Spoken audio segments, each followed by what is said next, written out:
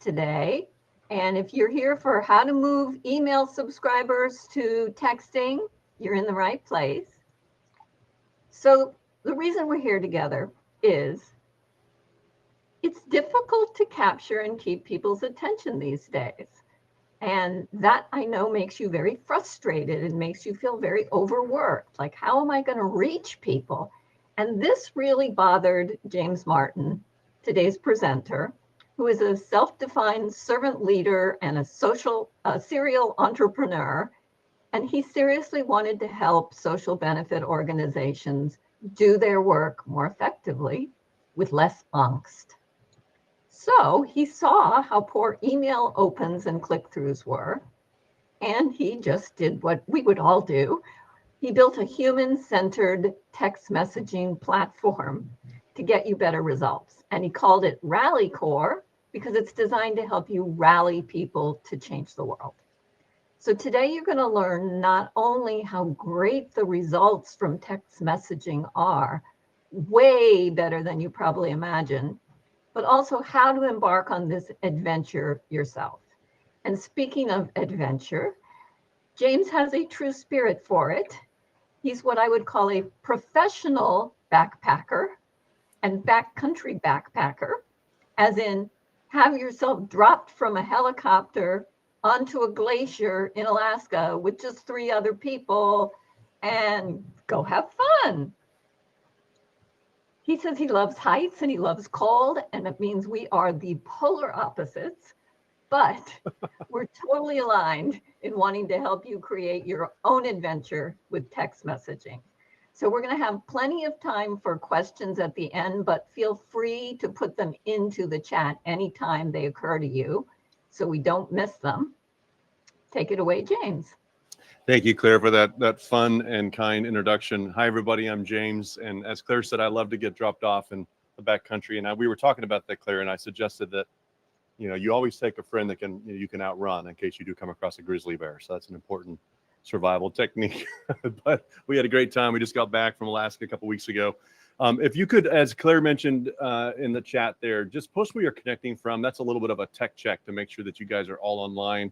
We have quite a few in attendance today, so we want to make sure that the audio is clear, everything's working as it should. And then, of course, if you have questions along the way, Claire, you think it's okay if they just post, and then we can address. We'll carve out time at the end to address it, but I want to make sure we have plenty of time, and we'll address those at the same time. Okay, I'm going to share my screen here. Can everybody see my screen? Okay, everybody good? All right. Awesome. And I'm going to turn on this neat little feature called Spotlight. But when I do that, we may lose Claire and I, and that'll be a sad day because we want to stay on for a little while. So we'll stay on for a little while, and then I'll change the slides over. I want to start kind of as I kick off with a poll question related to text messaging, because I'm always interested in how folks are using texting. So there's a poll question up right now on your screens you can respond to. And then we'll share the results back. Text messaging is not used by everybody, and I understand that. So I'm curious, when it comes to text messaging, what has been the challenge with using it? Is it the fact that it's a political year and we're all getting a bunch of spam, and none of us want spam, and so we don't want to spam our donors? I totally get that. We're going to talk about that specifically. I've got some slides dedicated to that. Is it getting our leadership on board, really understanding like how to position it to them? Or maybe, it's interesting to me, Claire, sometimes, I know in my case, I have a fairly mature board of members, and I love my board. They're great. I'm not knocking them if they see this video. I think and I love them. But I've got a very mature board, but they will ask me, then they go after reaching a younger audience, but then they'll kind of handcuff me on how I do that, right? So my board in particular was really reluctant to get on social in a big way. And then we did. And then, so, texting was no different. So we just have to kind of, navigate some of those leadership challenges. So it looks like by far, a lot of folks just don't know where to start. But getting leadership on board is about split even with not having enough numbers, which I think is probably the most common complaint we actually hear when we start working with people. So just keep answering that, and the results will get shared back so you guys can see that. I'm going to have this QR code in this slide up a few times, and I'll actually post it here in a minute in chat so you guys can get to it. But there's a free resource you can download and take with you today that includes email templates about 20 different ideas that you can use to incentivize donors to move from your email list into a text messaging opt-in list. We're going to talk specifically today about what's called permission-based text messaging. So there is a difference. What a lot of you folks are receiving, and I'll go into a little bit more detail in a minute, but what a lot of you folks are receiving around political is what's called peer-to-peer or P2P text messaging. And as it is, and I know everybody, I hope everybody's setting down, this is going to surprise you, but as it is today, when it comes to the Telecommunications Protection Act, the TCPA that we're all familiar with, that provides guidance around how people like me can use text messaging to reach people like you, or you to reach your donors, this may surprise everybody, but when it comes to those laws and regulations, the politicians carved out a nice little carve out for themselves that excludes them from some of those regulations, which is, I think, unfortunate, but doesn't surprise me. That's why I'm not sitting down, because it kind of makes sense to me. So politicians and political campaigns, by and large, are working around a loophole in texting. So therefore, they do not need your permission, because whether you know it or not, as an American voter, if you've ever given your phone number in the course of voting or made a donation to a campaign, you gave your permission, consented once and for all. So whether you agree with that or not, that's the way the world works. That loophole was available to a lot of folks for many years, up until just a few years ago, but that's been recently closed with some new changes. But I'm happy to report that nonprofits is another potential carve out. And there's some ways that even nonprofits can send text messages that are not permission based. However, we need to have a serious heart to heart as to whether that's a good idea, because I personally don't think it's a great idea. So we are a human-centered text messaging tool at Rally. We're going to just talk about text messaging in general, not just how it is at Rally. And we'll dig into this question more specifically later.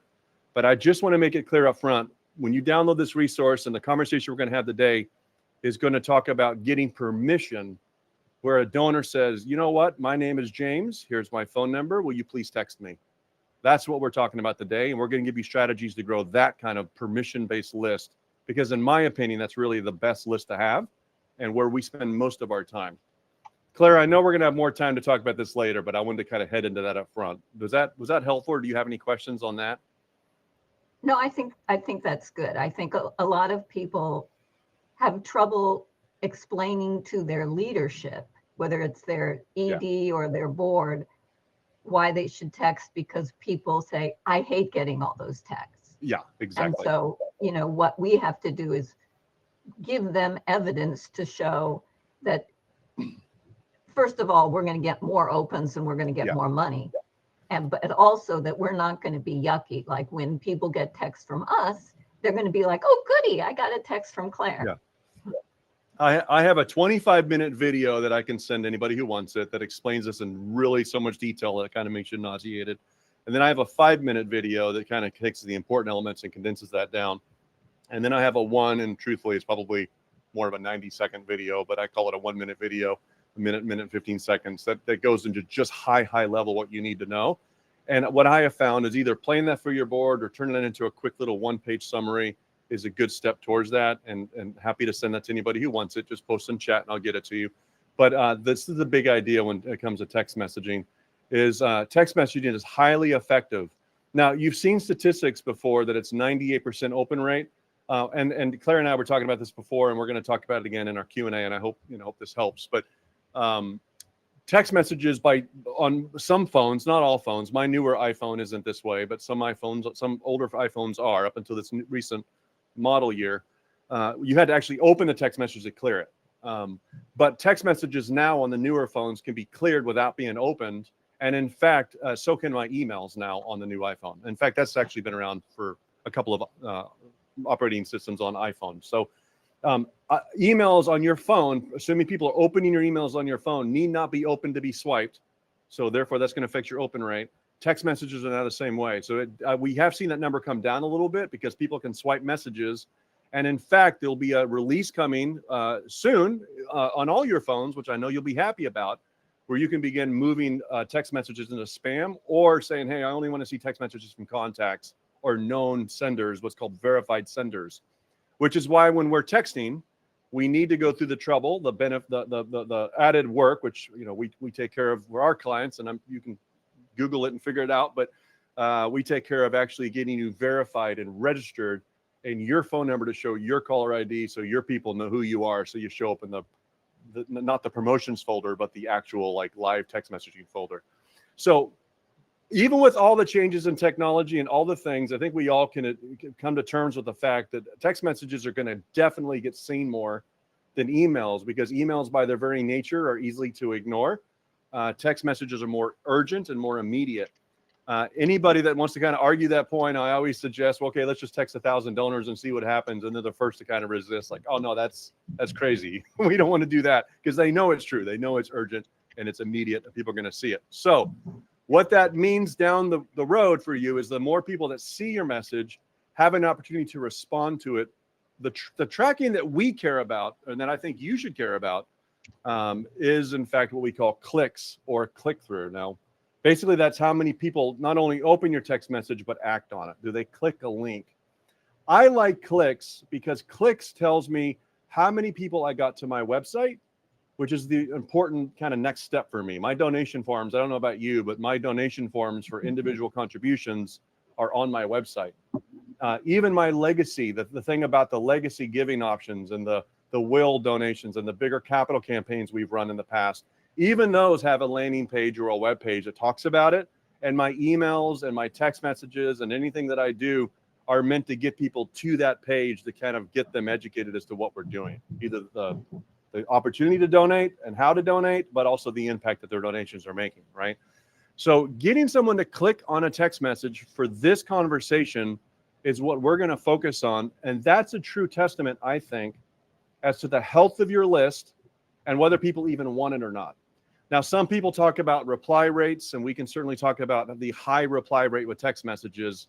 But when you're looking at reply rates, you definitely want to make sure that you're excluding replies like stop or unsubscribe or who the heck is this or new phone, like I don't know who you are, or the automatic replies from Apple. So your tool that you're using should consider a reply being a successful reply and not a take me off your list reply. So those are very important distinctions when it comes to looking at the different numbers. That's why I'm just a simple guy, Claire. I just like to get it down to one measurement, and that's how many people actually got to the thing I want them to get to. And in my case, that's usually a website or a donation form.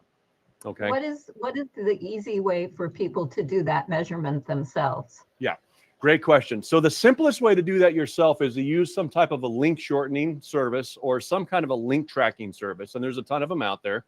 Like Bitly is a common one, for example. You can sign up for a free Bitly account. I do recommend, though, if you're sending thousands of text messages, so if you're sending a few, it's not a big deal. But if you're sending a lot of messages, just know that carriers like AT&T and Verizon are snooping your messages. They're reading your messages, looking for evidence that it's spam. And when they see Bitly specifically, they tend to block it. So some of these shortening services are getting blocked by AT&T. So that's why it really matters what's my click rate. Because I don't care if my messages were opened. I care about who actually got the link and clicked on it. But the short answer, Claire, is just like you would an email, there's tools out there, including free ones, that you can sign up for that will add some type of click analytics or click analysis so that you can tell who clicks a link and who doesn't. Does that make sense, Claire? And I'm assuming, I'm not trying to sell your product, but this is baked into the Rally platform. Yeah, people absolutely. don't have to worry about it. That's right. Yeah. And in our platform, we tell you not only that it was clicked, but we know that Claire clicked it because we know which mobile phone clicked it. So it's very important for us to know that, hey, you know what? This demographic of donors are clicking on links. This group is not. Or this message got a lot of clicks, but it was one phone over and over again. You know, those kinds of things are very important to track. But yes, and to be fair, most of your modern day text messaging tools should do that. Maybe not down to the phone level, because that's something that we've kind of built on our own IP and own some technology around. But a lot of them should at least be giving you that, at least a basic view of how many clicks you're getting on a link, on a click. Does that make sense? Okay, good. Now beyond that, so just the way these numbers work, and I want to show everybody. I went very generous, by the way, on email. If you Google it or look into it, there's reports out there like M&R Benchmark report, even MailChimp put out a recent report on the effectiveness of email. Nonprofit industry across the board tends to do pretty well on email opens. So But it's still, I think the report's reporting like 25% open rate. But Yes. I thought I didn't want to be the texting guy that had like really low numbers on email and then really high email. I'm just figured, you know what? In my nonprofit with a highly curated list of people that I have spent time building, I typically see about 40% open rates is not unusual. So I put 40% to be very generous. I don't know, Claire, where you would set on That's that. very generous. Okay. I mean, it's really closer to 22 to 25 most of the time that I don't see many nonprofits we work with, and we work with thousands that have, more than like 25 to 30, but there are some out there that can get closer to 40. My really precious list that, it takes an act of Congress, i.e. our board, to hit, is the only one that does really, really well, but we curate that thing down and we really control that. But I still text those people because the way these numbers work is that if you send 1,000 emails at a 40%, again, that's generous, but at 40%, that's 400. And I did 1,000, Claire. Again, I'm a simple guy. I'm not a very smart guy, but 25% would be 250, right? That actually open it. So the more people that open your message have an opportunity to act on it. The very first step, that first domino, is to get them to act on it. So if they don't open it, they can't click it. So just right off the bat, because of the nature of text messaging, even at 90% open rates, we see an easy 30% across our platform. So I know Giving Tuesday last year, we sent, tens of millions of messages, and I look at across campaign types. And with our platform, I can look at zoos versus performance centers versus, like YMCA membership type of people. I can look at the messages that they're sending. And so we can produce, and we actually have a report if you are on our platform, we can produce for you that will show you how you're comparing to others like you, because that's an important measurement of the types of audience you're building, but also the types of messages you're sending. And this should not be complicated. This is like 15 minutes of your life. It sounds hard, but I'm really trying to make it easy. Okay. All right. So that's how the numbers translate. 300 people on my website is way better than 50. But we have case studies up specifically about how we do this, and you can hit those if you'd like. On our website is just rallycorp.com/case study. One in particular, and Claire mentioned this earlier with my background, but before starting this company, I had another company focused on website technology, like building websites, called a content management system. And we powered websites for over 9,000 nonprofits. Now that included University of Texas, Baylor school system, hospital networks. So they were very large nonprofits in some case, that some of our larger brands. But we had a big chunk of customers that were just small nonprofits and small churches, and doing everything they could with a volunteer just to get a website up, right? So it's hard. One of the benefits of being in that company and working with those customers, and we ended up selling it off, and so it's now in the process of going public, which we're really, really proud of. But one of the benefits of being in that position is I got to validate firsthand with my team how many websites actually get action, how many people actually click on a link, go to a website, and make a donation, right? When you're looking at that much analytical data, you get an incredible perspective on the market as a whole. Now, 10,000 is not, the 2 million nonprofits in North America. I get it, but it's a big chunk of people. So the team and I stepped away to say, hey, let's solve the next challenge here. We have the websites. We know how to build a website. We know how to use all the different analytics tools and things, but we want to figure out how to get people to actually look at my website. Because as a marketer and as a nonprofit guy, even as a business owner, that has been my biggest frustration, is getting people to actually act in the moment and then again and again. So that of course is what some of these case studies are about. So that's my bias towards that. Now, we can hang out here just for a second, then I'll give you guys the meat of the presentation. But political texting, I think, has ruined a lot of us. And I just want to name the elephant in the room. It's not fun, and I don't like political text. We as a company refuse to work with political campaigns. We've been approached by a few, including an entire party, and again, it wasn't about the party affiliation. I didn't really care, but we just said no. We just don't really want to be in that world. It just creates a reputation, I think, that we would just rather stay away from. So we're not a political texting tool now working with nonprofits, because political is cooling down. A lot of nonprofit tools out there may very well be only working with political right now. We're a human-centered texting tool. So our perspective is just work with people that are building permission-based text messaging campaigns. So again, I mentioned this earlier, but it's opt-in consent, getting people to consent. It's personalizing the messages, and it's keeping it interactive and human-centered. And that's what we're going to talk about. But I'll take a quick break here. Claire, any questions or any thoughts on this slide? I know it's something that has been near to our conversations recently. I think that this just ties back to what your leadership is thinking about how they hate getting all these texts and how people don't want to get texts. It's a perception that they don't want to get it. So if you're able to share with them case studies of other nonprofits that were very, very successful using texting, I think that can be really helpful. Yeah, no, I appreciate that. And we have several up and more coming, but I'll say that 8 of the 10, what I would say household brands, if you think of a nonprofit, that comes to mind, or you Google top nonprofits, they're on our platform, and even the ones that are not, text. So it's one of those things that it's not a question of if, it's a question of how and when.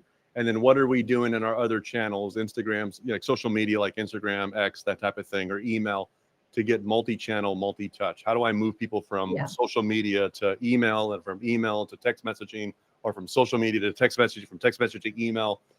And remember, one of the things that we're doing is we're not always asking for money with the text. Yeah.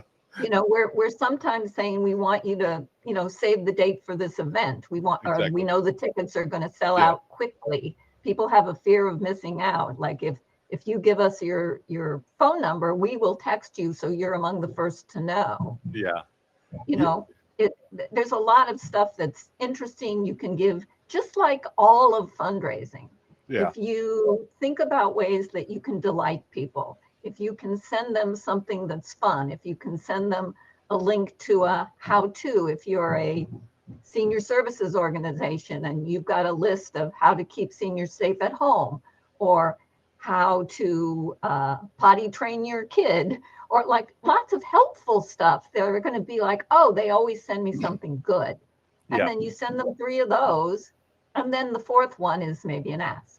Exactly. Yeah, that's actually a perfect ratio. Obviously, you've nailed it. So, and I with an organization, Claire, that has never done it before, I tend to suggest that we just start with gratitude. Let's just say thank you. So what would it be like if the day after someone donates, they get an automatic text message that says, hi, James, this is Barbara from Acme Foundation. Just want to say thank you for your gift yesterday. It means a lot.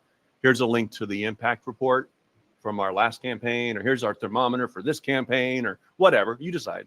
But send them a thank you, include an emoji of a heart, do a video if you want, a video that gets repurposed. We've got different templates and things we can give you that kind of help you think through it, but just start with thank you. Because Claire, unless something's changed, the reports that I've seen is that the time between the gift and the thank you reinforces that action, and goes a long way to just creating that first step towards a longer term relationship. Is that still the case?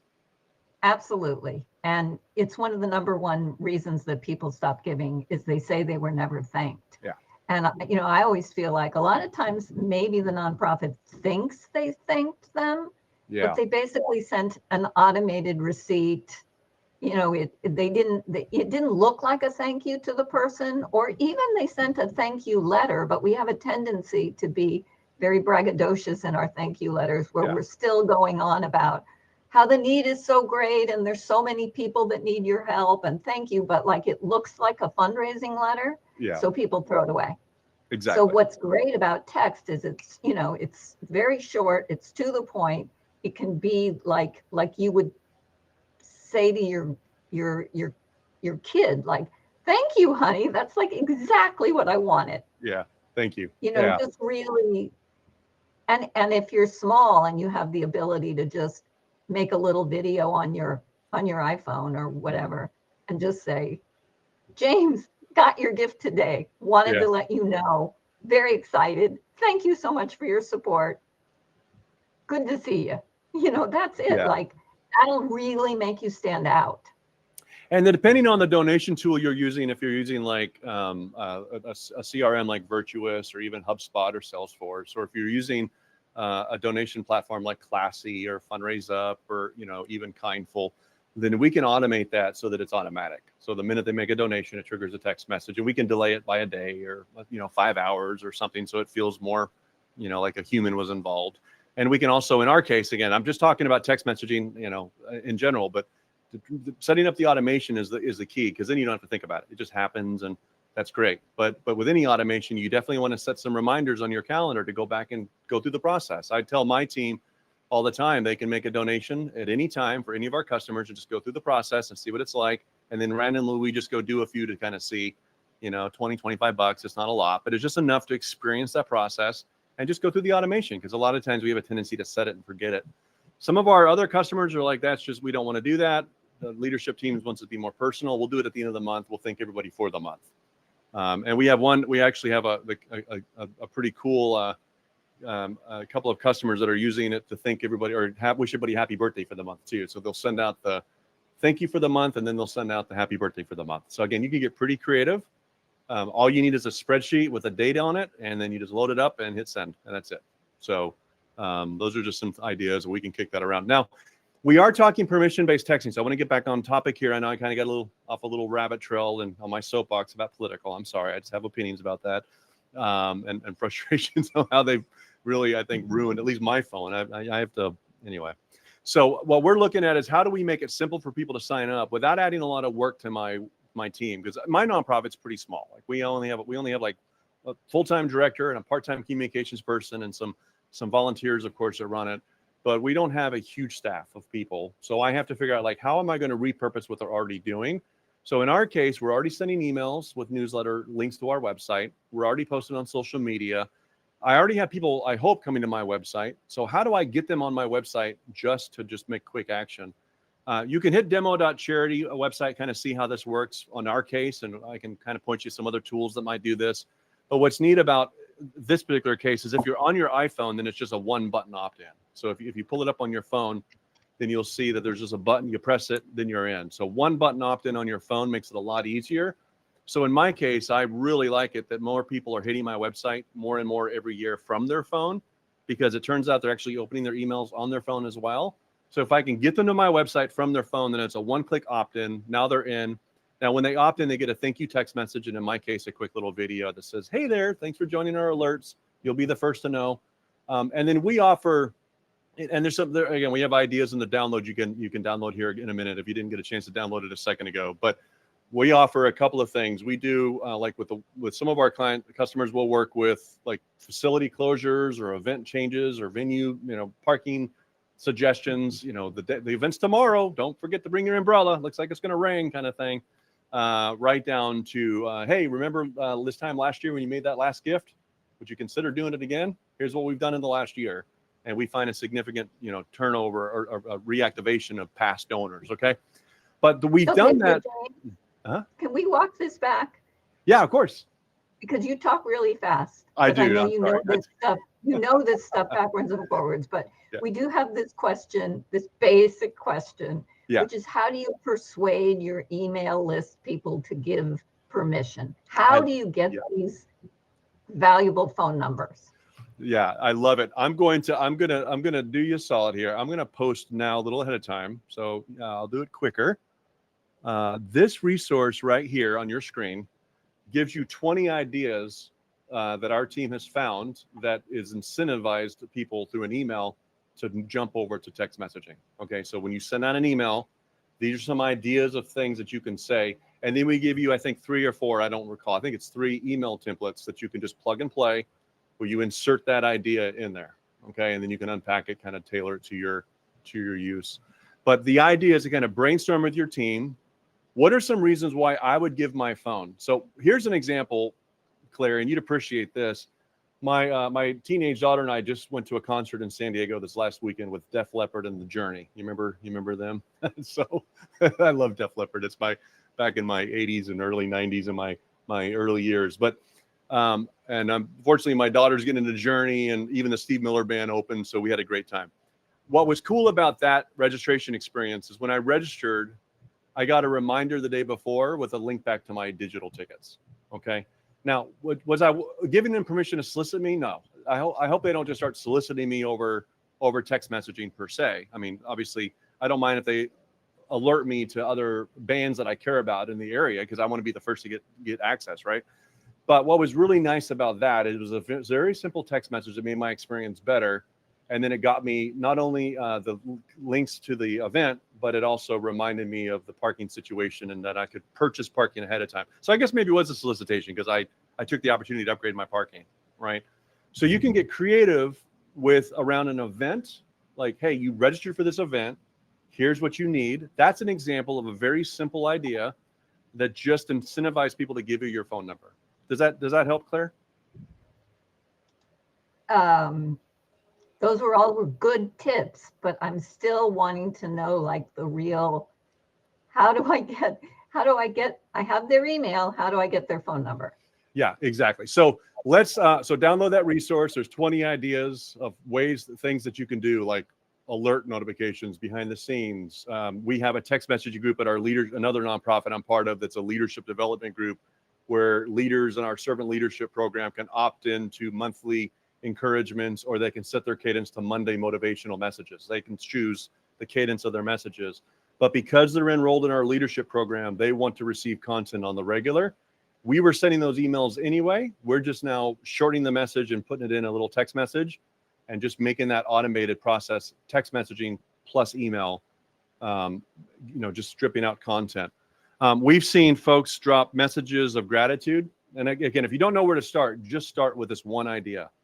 Let's just send a thank you message when someone donates, and let's capture their phone number as an option during donation. Because here's one example where when they come to my website, they can opt in. So in my case, it says sign up for our coaching tip of the month, right? In fact, Rally has a similar thing you can get into that gives you a tip of the month, right? All right, so then we have another form that says, hey, how would you like to hear from us? Just check the ways that you want to hear from us. And if you choose text messaging, then you have to, consent, right? So my donors can choose, or my registrants can choose, yeah, you know what? I want to receive text messages and I want to receive email, or I may only want email. About 20% of my list personally in the servant leadership group there that I'm part of chooses email over text phone over email. So that particular audience in my case, and I don't know about your case, but that particular audience, because it's younger leaders, prefer text messaging. So we have more people choose that checkbox than email, but let them decide. Don't make decisions for your donors. Let them decide how they want to hear from you, and then send the same communications through all channels. Just, we just send one message and it goes to everybody. Does that make sense? We have a couple of questions. So Laura says, we ask for phone numbers, constant contact, when people subscribe to our newsletters. Yeah. Couldn't we just add a box on that screen asking them to give us permission and code in our CRM? Yeah, absolutely. I would say that's really where we typically start. We upload the list of contacts you already have in our case. And again, I don't know what tool everybody's using, but the tool should have some mechanism to evaluate whether it's a valid phone number or not. It's just really critical that the first time you text them not be like 5 years later. Like it needs to be fairly recent that they gave you their date in the first place. Not so much because it's not it's not kosher, but just because it's just good common sense that I don't remember you if I donated during COVID. I kind of just reacted to something I saw on TV. It's the same reason you don't wait a month to say thank you for a donation. Exactly. By then they don't remember that they even gave to you. It's like, who are you?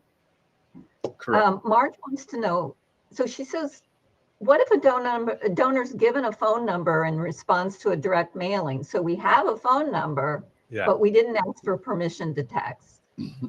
So this might trip some folks out. So I'm gonna try to make this simple. With all the new AI and technology out there today, I don't know if people even realize this, but we can take a phone number and give you a street address. Okay. We can also take a street address and give you a phone number.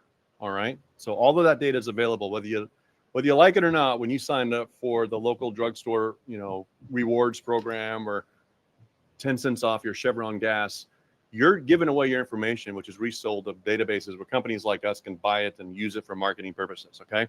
Now, the regulatories are fairly clear on this, that for commercial use, sending a text message asking for a purchase, number one, you have to be verified and registered. You can't just sign up for a throw-by-away scam website and try to sell auto, warranties Those days are gone. Like, people are still getting around that, and I don't know how, because they're not supposed to, but it's getting harder and harder and harder, because vendors like me have to certify under penalty of perjury that we know our customer. There's literally a form I have to fill out every time we sign a customer that says, I have looked at Claire's eyes and I know who she is.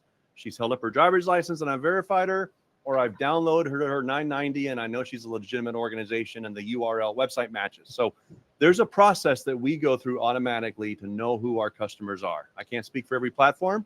I can only speak for our human-centered approach. Once I know that Claire is a legitimate human and can send legitimate text messages, the next test that we have to go through is, how did she come about these folks in the first place? Okay. And that could be a MailChimp sign-up form, and that's perfectly fine. It could also be this AI tool that we can run that can generate phone numbers off of addresses. We just have to be able to articulate in very clear terms why we feel like we have a right to reach out to these people. And solicitation is not usually where we start with that. It's usually, hey, you filled out a form to register for an event. Here's your message with the information in it. Stop for stop, reply stop to get off the list. And then we just watch that opt-out rate to make sure that that doesn't exceed a certain percentage. Because if it exceeds a certain percentage, it is likely to get flagged by the carriers. And as long as you're watching that stuff, have a partner working with you to watch it, you're in good shape.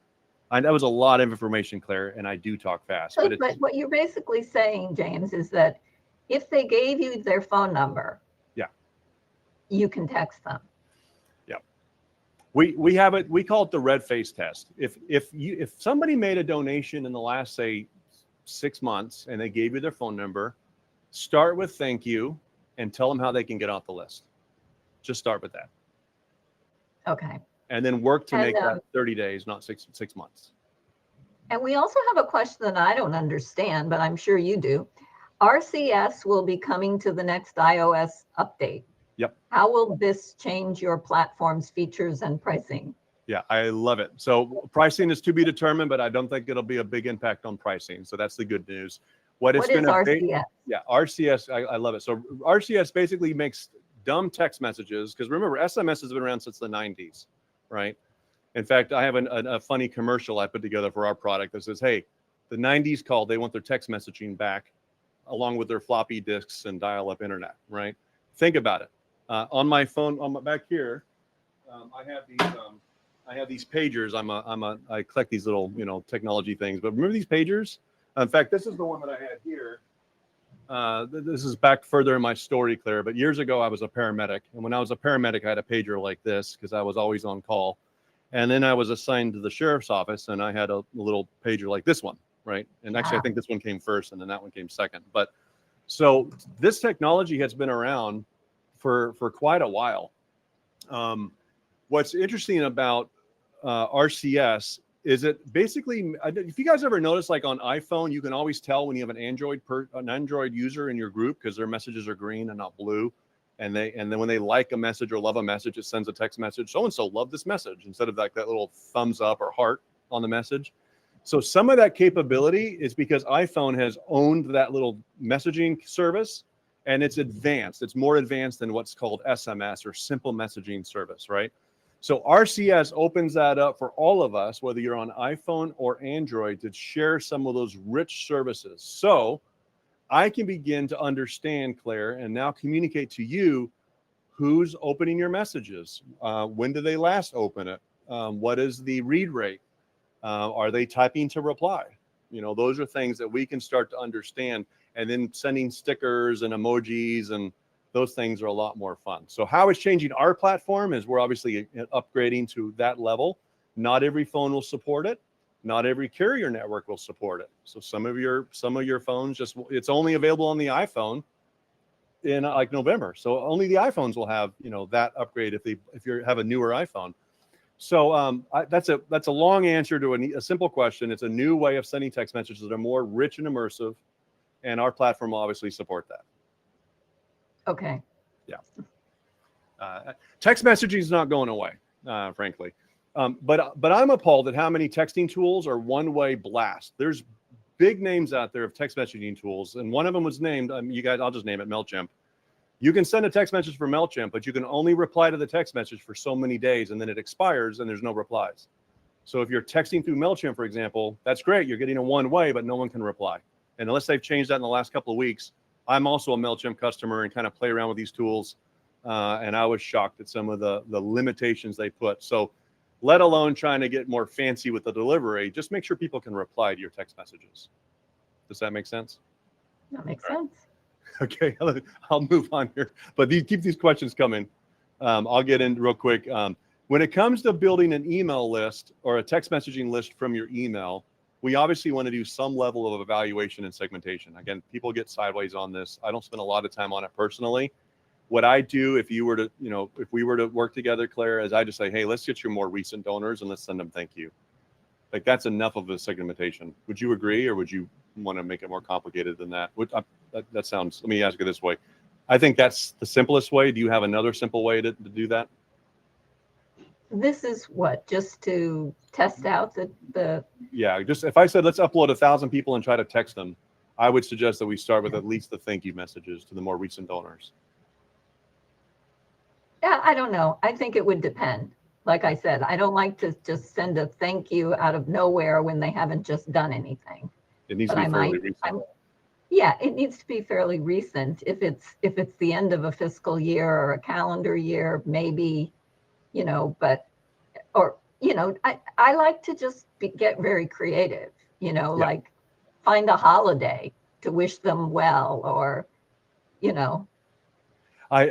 had a customer whose board was really apprehensive, and so we just said, hey, look, let's do this. Let's take a list of people that you're not working anyway. There's about 1,000 folks that had volunteered in the last year. Actually, I think they volunteered like during COVID timeframe, and then they kind of fell off the map.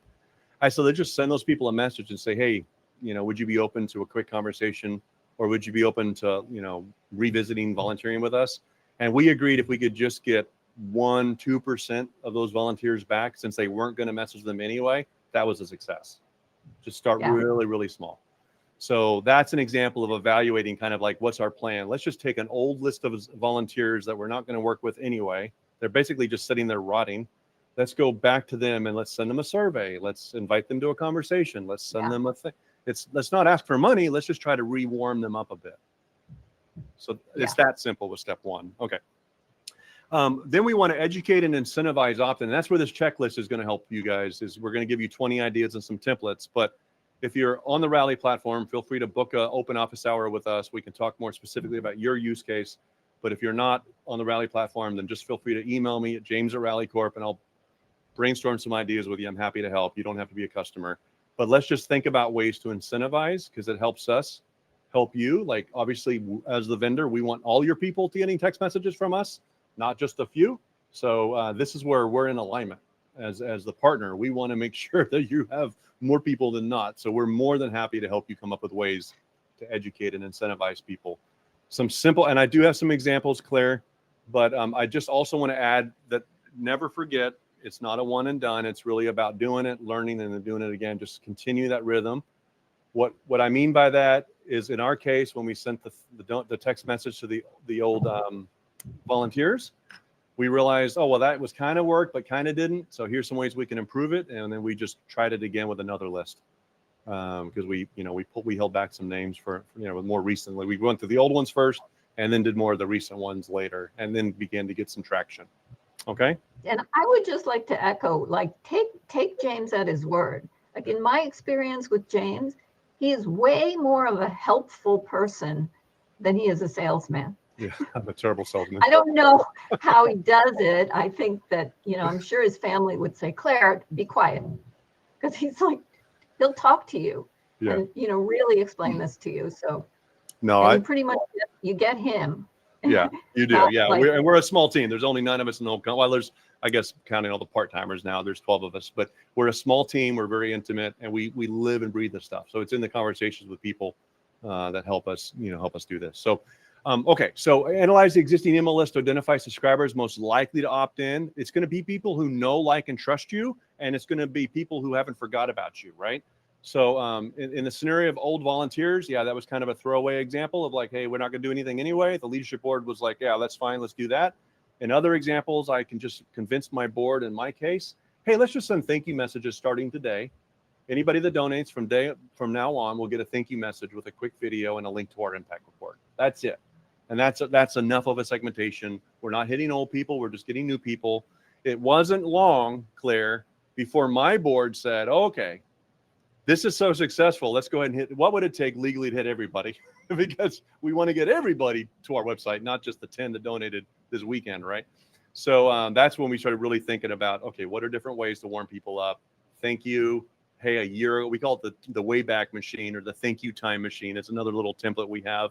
But the thank you time machine just simply hits Claire up at the 1 year anniversary of her gift and says, hey, remember us? We remember you. Thank you. And we treat it like a memory where we pull them back in. And if you've ever used Facebook or any of those social media tools, you know about memories.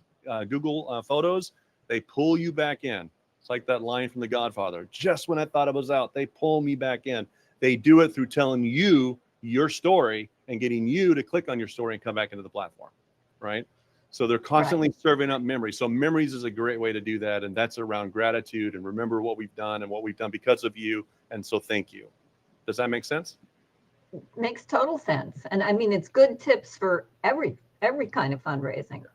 I mean, I sent donors anniversary cards on their giving anniversary of their first gift and things like that. So I hit on this earlier, and I just want to mention it again. Yeah, that's the anniversary cards are fantastic. I just want to hit on this again. We're talking text messaging, but do keep in mind we can also drop mail in the mail.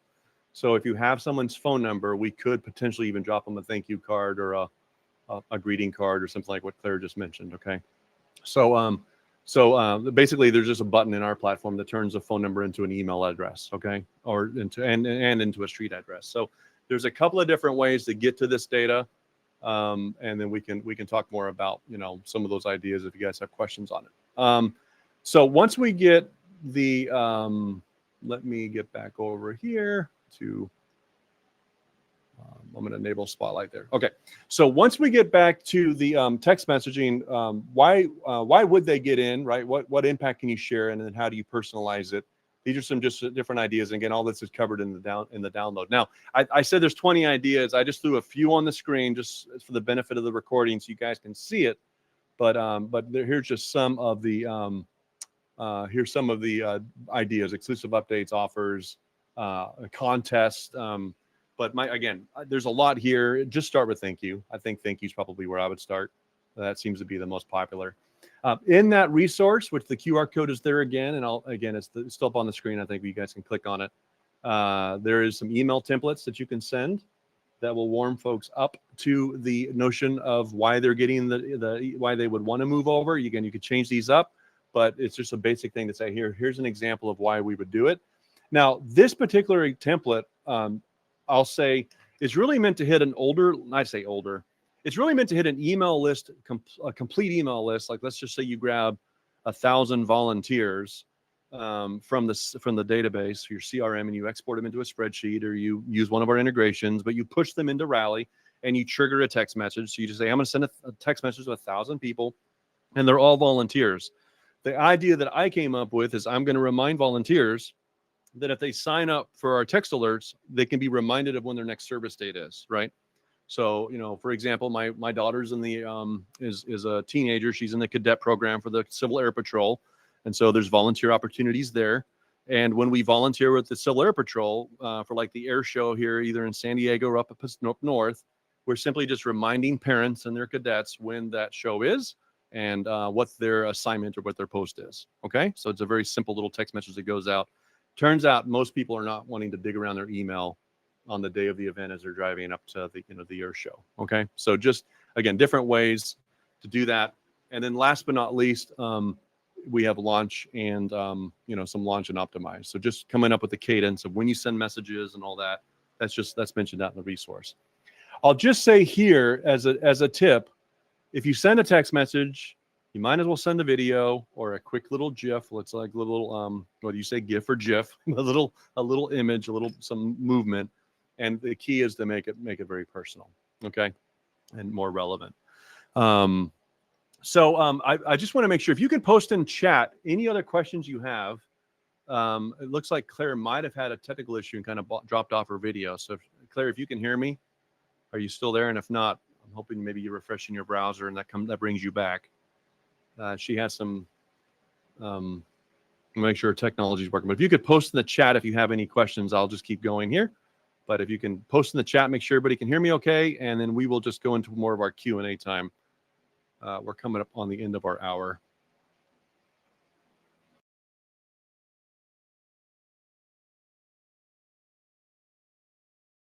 There we are. Okay. You guys hear me okay? Okay, Peggy, I appreciate the hand raised there. Good. And so glad everybody was able to hear me okay. I just reset my own browser to make sure we're good here. This is more of our Q&A time where we can talk specifically about the questions you have. I'm going to post this resource as well for you all as a handout. So let me just do that real quick for you so you can actually get to it. Actually, I'm sorry, this is the schedule. So if you want to schedule a consultation, feel free to do that. We can walk through it. But if you're at today's webinar, I'll make sure you get an email with a link to the PowerPoint with some ideas in there. Okay, so let me switch back over to chat here and work through some questions for you guys. What are some suggestions you have when warm-up ends with flags by various carriers to email providers? Okay, I love it. Awesome. So I'm assuming you're talking about warming... are you talking about warming up emails or warming up text messages, Michael? I just want to make sure I'm clear. Emails. Okay, that's great. So we primarily work with text messaging, although a little secret here for you all, we're in the process of rolling email into our platform as well, because I could care less about text messaging, to be fair. I care about activating and rallying people. Our goal is to move 20 million people a year to donate $1 billion. We're well on our way to do that. We chose text messaging as the medium to do that because if you think about all the different ways to activate and rally people, it needs to be where they are and they're on their phone, right? So I decided, for better or for worse, I'm going to lean into the most challenging topic for people, and that's text messaging. But we're going to perfect the art of getting people to engage over text message, okay? Which is what we've done. Now, beyond text messaging, Rally also supports what's called voicemail drops. So we can drop voicemails, which shows up as a missed call with your caller ID. And it says, you missed a phone call. And then the voicemail just says, hey, sorry, I missed you. Just want to let you know we have an event coming up. Or it can be a recording of one of your clients or a program participant or something like that, right? Special Olympics just did one that I thought was fantastic. You can actually go to our website and listen to it if you want to hear some examples. Now, Michael, specific to your question,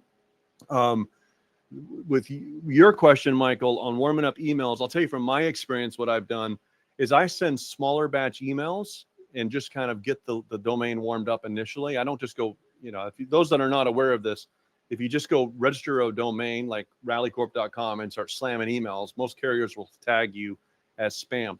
It is no different from text messaging. If I give you a phone number and you register for a phone number as Acme Foundation, and then you start texting a bazillion people and they're all opting out, the carriers can potentially flag you. And in text messaging, that's called a trust score. We can log in and look at your trust score. You can ask for access to your trust score. And like a credit report, you want to be aware of what your trust score is because that'll affect your deliverability in future campaigns. Okay? Email is no different. Text messaging is no different.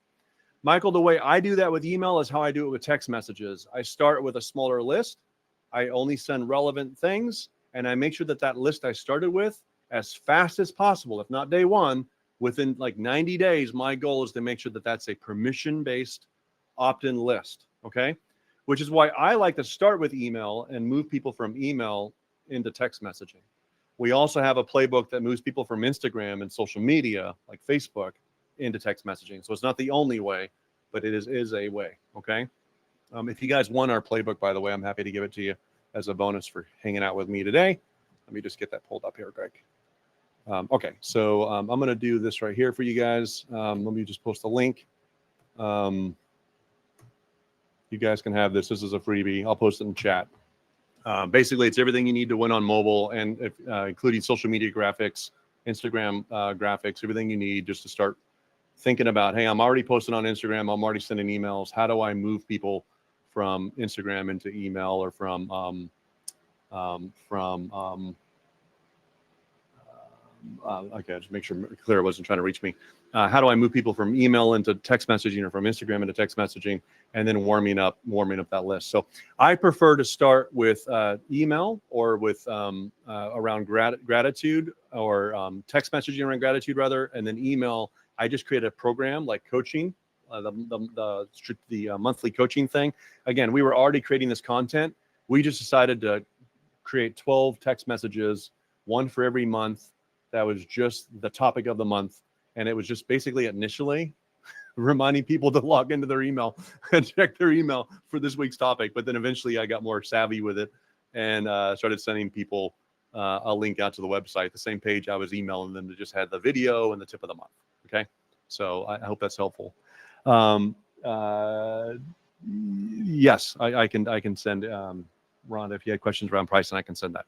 So Michael, I hope that's helpful. Start with lower campaigns, permission-based.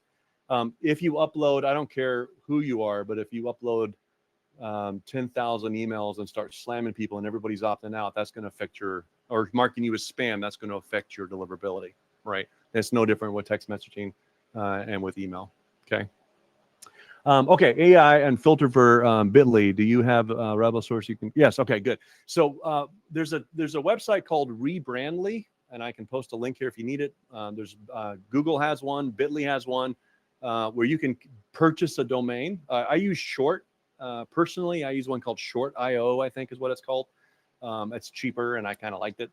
But with that one, I went out and registered my own domain name. So when I send a text message, it's literally just a little domain that I own.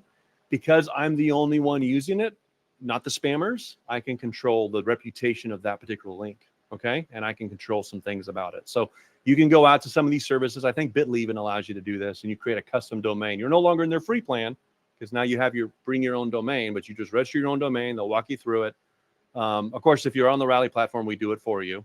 And if you say pretty please, we are actually thinking about rolling this out as part of our we have a free tool that we offer, and we do QR codes for free and those kinds of things, videos and that type of stuff. And we've had some customers that ask for a little nonprofit related short code or short link they can use. So we'll do that. Okay, so the spam. Let's see here. I'm here, but some reason I can't see another video. Okay, Claire, I'm glad you're back. I was worried about you. I'm gonna remove you from the stage and then add you back. Maybe that'll reset things. Okay, good. Let's see here. You asked about, there you are. Hopefully that worked. There you are. Yeah. Good. Yeah, you dropped off, but I was thinking you might still be there. Okay, so any other questions that we have? I think we got to most of them. Claire, do you have anything that we didn't Well, one thing is that everybody wants those videos that you mentioned in the beginning. So you're going to send everybody the recording, right? I am. Yeah. So can you send links to those videos then? I can. Absolutely. Okay. Yeah. I'll send links to those videos. I'll post it as well here just so you guys can have it. But yes, I will send the links out to the videos. And then what my favorite videos to make though, Claire, if I can, just ask people to do this, just email me the questions you have and let me make a video for you. Sometimes I'll refer you by name and it's just a video between you and I, but most of the time I just make that a generic video that I then share on LinkedIn or on Instagram, or I'm not big on Instagram, but Facebook or wherever. So that helps me just create content of what questions people have. Okay. So that helps me help you and the world, I hope. Okay. Anything else, Claire? I know I do talk fast. I'm a recovering pastor, so I probably should have mentioned that as well. So. I think that's good. I mean, I've been asking people if they have anything that needs further clarification, and they're not sending it. So I think it's clear. Good. Yeah, and I just really want to thank everybody for joining us, because it means that you really care about reaching out and connecting with your constituents more. And we know that this is a relationship business, and people to people, and as personal as you can be, the more effective you're going to be. So, really think about this, think about how you could use this more effectively. Reach out to James, just for anything. something that you need clarifying, he's really, really helpful. And go forth Yeah. and make the world a better place. Go forth and make the world a better place. I know I posted this for quite a while, somebody got it, but I do want to just share my contact information as well. And Claire, it should surprise nobody that they can text the word James to 365, 24 hours a day, 365 days a year. That's my phone number. That'll be your phone number too if you're on the Rally platform. But just put the phone number 24365 in your messages and then text the word James. What'll happen is you'll get my business card, Claire, and that includes my personal cell phone, because I only think it's fair. And it's not like I have a bunch of numbers. I'm not hiding behind Google Voice or something. That's my actual phone number. Same one that my wife calls me on when I'm in trouble. But you can have my cell phone and then reach out anytime through text message. But James at 24365 will get my contact, or you can jump on a call with my teammate Jack and I, and we'll be happy to walk you guys through some of these strategies. Okay. Thank you, James. All Very right, generous. everybody. Thank you. Thanks, everybody. Thanks for coming here and keep Bye-bye. doing the great work. All right. Blessings all.